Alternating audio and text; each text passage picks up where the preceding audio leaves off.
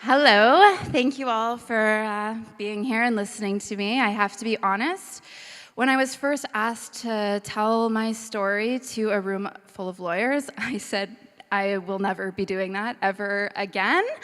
But I was convinced, and so my story is a little bit different than what you've heard so far. So my story is recent. It began in January of 2015.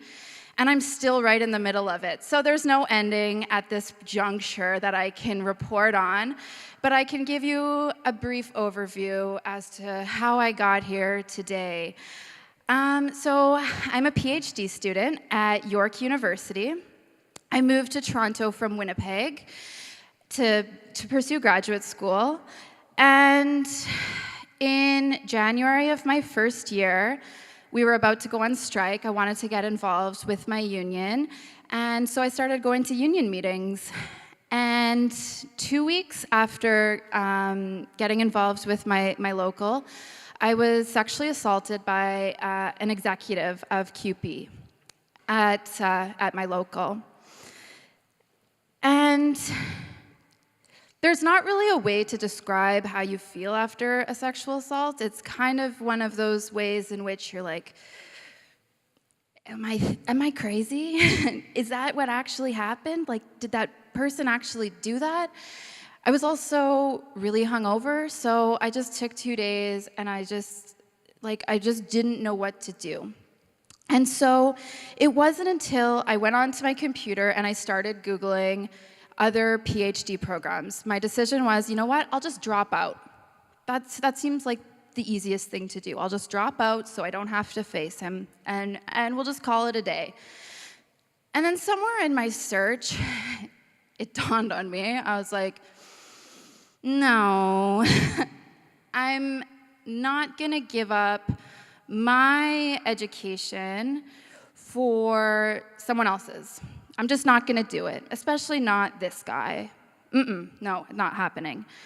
But I wasn't necessarily sure on how to do it, so I did all what you're supposed to do. I jumped through all the hoops. I went to the hospital. I got all the rape kit tests done. I did all that, and I still wasn't sure exactly what I was gonna do. So the next day, I called someone I had a bit of a relationship with at my university, and I asked her, what happens when you're sexually assaulted by another student who also works at the school and attends? And she did everything she could, but unfortunately, there was no policy, there was no procedure, there was nothing she could tell me. It was pretty much, well, we can have a security officer escort you around campus. No, thank you. I'm good. And so it was at the end of the day, they said the only viable option is that you have to report to the police if you want anything to be done. So I knew going to the police, it was next to statistically impossible. So my objective was never this conviction or punishment or anything like that. It was quite literally like, I want to go to campus and I don't want to worry about having to see this person, and I'm really fearful for other people on campus and that potential. And so I reported to the police, and it was 100 times worse than I could have ever anticipated it being.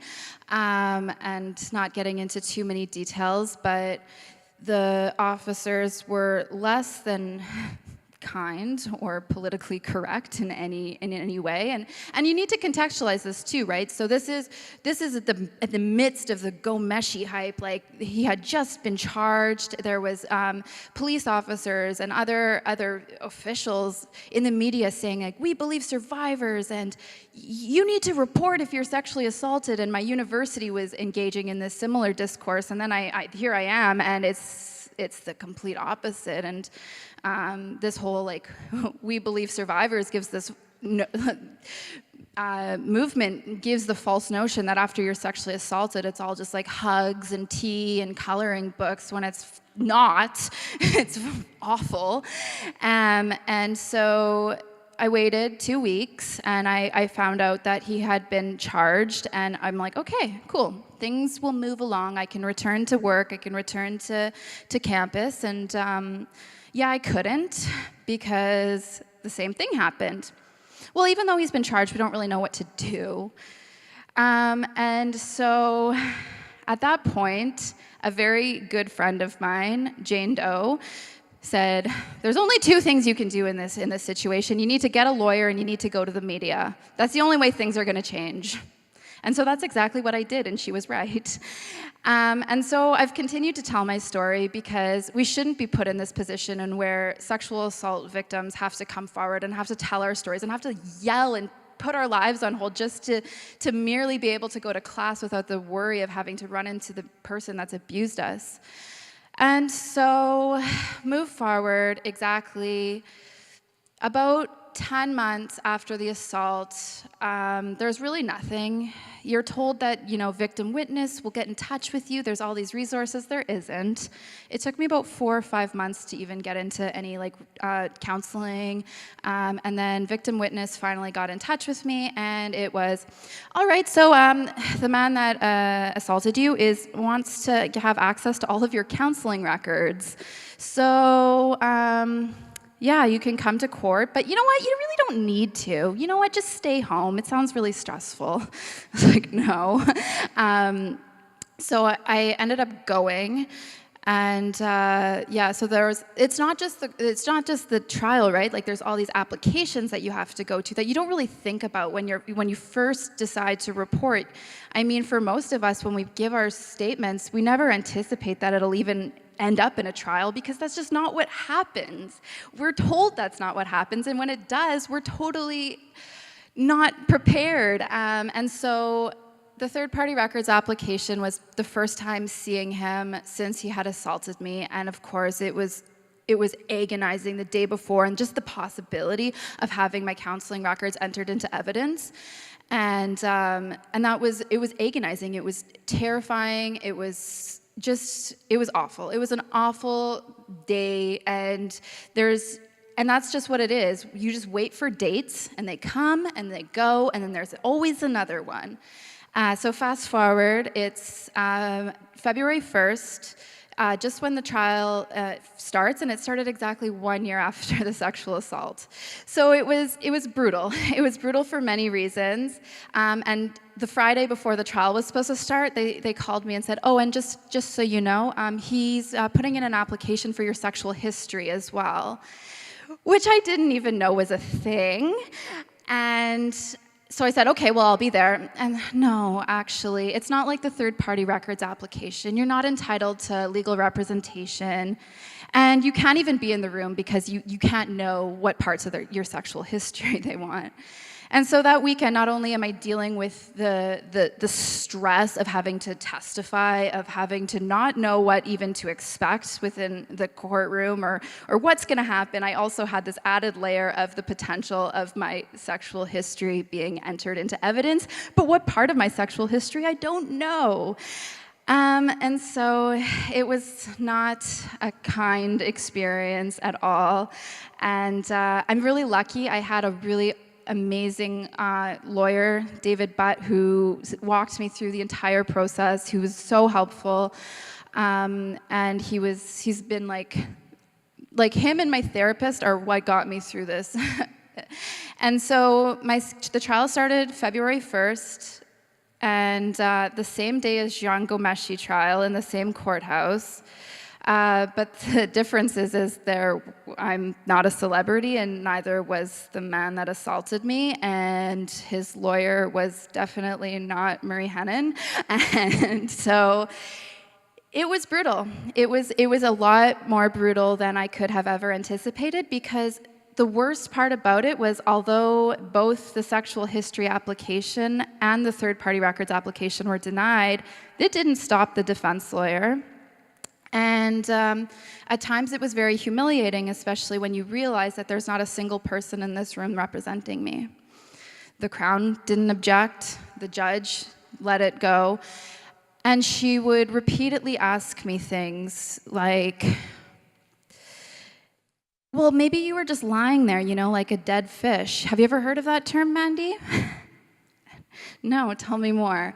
Some women, they're just not very active when they have sex, and we just say they lie there like a dead fish. Okay. And it was just like that trajectory of questioning that just became incredibly inappropriate, that she just pulled on over days and days and days. So I ended up being on the stand for 4 days. It was scheduled to be a 3-day trial. It was over a period of 8 months. And so it was literally a court date every 6 weeks. So it kind of took over my life. And we just got the verdict in July. And he was found guilty, but the thing is that I learned, the hardest lesson of it all is that the conviction really doesn't matter to me. Like, despite some old white guy believing me, it's cool, like whatever. I learned the people that believed me before Justice Zucker believed me, they still believe me. The people that didn't believe me, they still don't believe me. So what I learned is that convictions in sexual assault cases, they really don't make any difference to the people that are going to believe us and not believe us. And I felt like a lot of the damage that had been done was not necessarily because I was assaulted. I had dealt with that. I had lots of time, and it was the process. It was the process that was so brutal, and the waiting, and just feeling so vulnerable, and being on the stand for 4 days over a course of 3 months, and him being on the stand for 2 hours. Meanwhile, while I was on the stand, he was laughing, he was rolling his eyes, and nobody said nothing. Meanwhile, the first thing I got asked in cross-examine is, Ms. Gray, I'm going to suggest to you that you stuck your tongue out at the accused when you walked into the courtroom. So, on a system that prides itself on logic, it seemed like the most illogical system I have ever entered. And so I got this guilty verdict, this finding of guilt and everyone says, oh, Mandy, you won. You know I was raped, right? Like, there's no winning in a rape trial. And what they don't tell you, what I wish they tell you, is even if they are found guilty, if they have enough money, they're going to appeal it. And so now it's being heard at the Court of Appeals. So we'll see what the next chapter of this story brings. But yeah, that's my intro into the justice system. And thank you very much for your time.